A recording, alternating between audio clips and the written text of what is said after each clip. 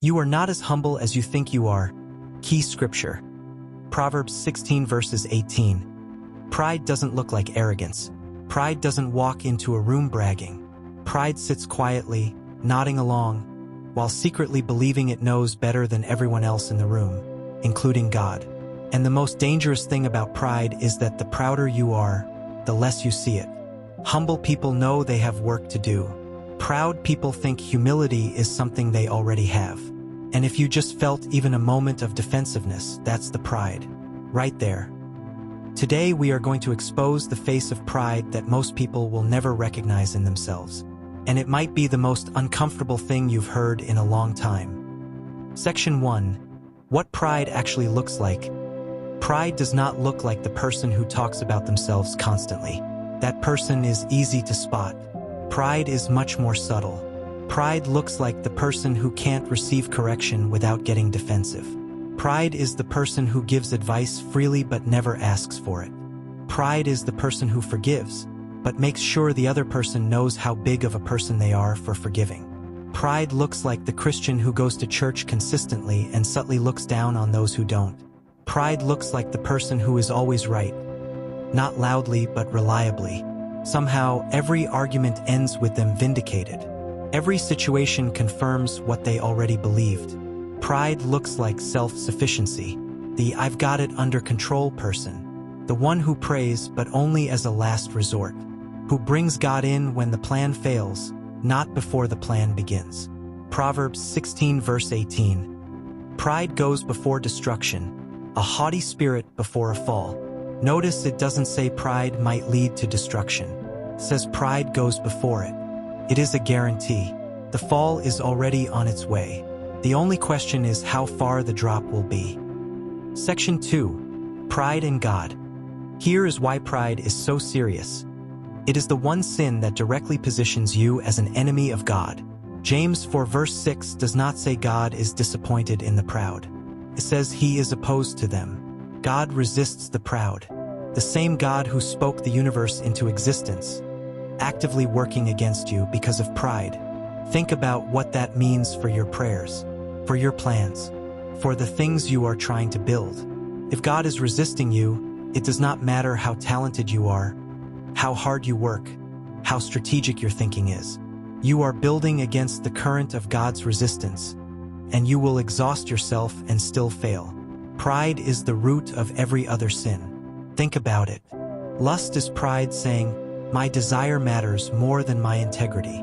Greed is pride saying, "My comfort matters more than others' needs." Unforgiveness is pride saying, "My pain is more important than reconciliation." Every sin has pride at its core. This is why the enemy's first move was not tempting humanity with pleasure. It was tempting them with pride. You will be like God. That was the offer. And we took it. And we are still taking it every day. Section 3. How to identify pride in yourself. You cannot fix what you cannot see. So here are the specific signs that pride is operating in your life, and be honest with yourself as you hear them. You struggle to apologize. Not to say the words, but to mean them. You apologize, but you qualify it. "I'm sorry you felt that way." That is not an apology. That is pride dressed in the language of reconciliation. You struggle to be corrected, especially by certain people. There are people in your life whose correction you will not receive, not because they're wrong, but because of who they are. Your pride has categorized them as beneath you in some way. You have a hard time celebrating other people's success, particularly people you consider peers or competitors. Something in you tightens when they win. That tightening is pride. You rarely ask for help. Independence feels like a virtue to you, but it is often pride. It is the refusal to be seen as needy, as weak, as not having it together. But God does some of His greatest work through our greatest need. You have a running list of the ways people have wronged you, and it's very detailed. Pride feeds on grievance. Humble people have short memories for offenses. Proud people have archives. Section 4. The way out. Humility is not self-deprecation. Humility is not thinking less of yourself. Humility is thinking of yourself accurately, knowing who you are in relation to God, And living from that truth, C.S. Lewis said the truly humble man will not be thinking about humility at all. He will be thinking about other people. Humility redirects your focus. Pride is an inward spiral. Humility is outward movement. How do you build it? First, submit to correction. Find people in your life who are allowed to tell you hard things, and actually listen to them, not just hear them. Listen, let it land. Sit with the discomfort of being wrong.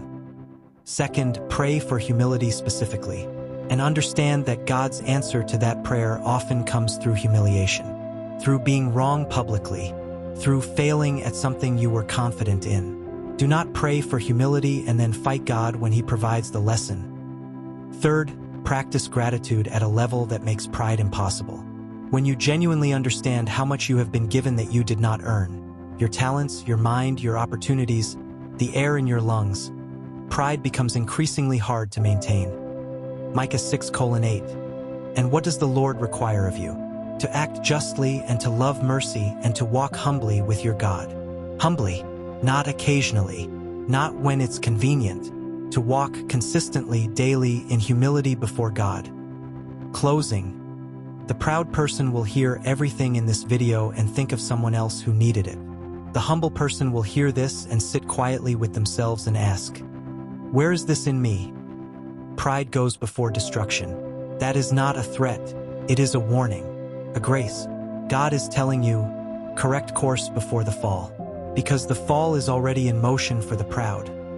You do not have to live that way. Humility is available to every person who is willing to be honest. It will cost you your ego, your need to be right, your reputation for having it all together.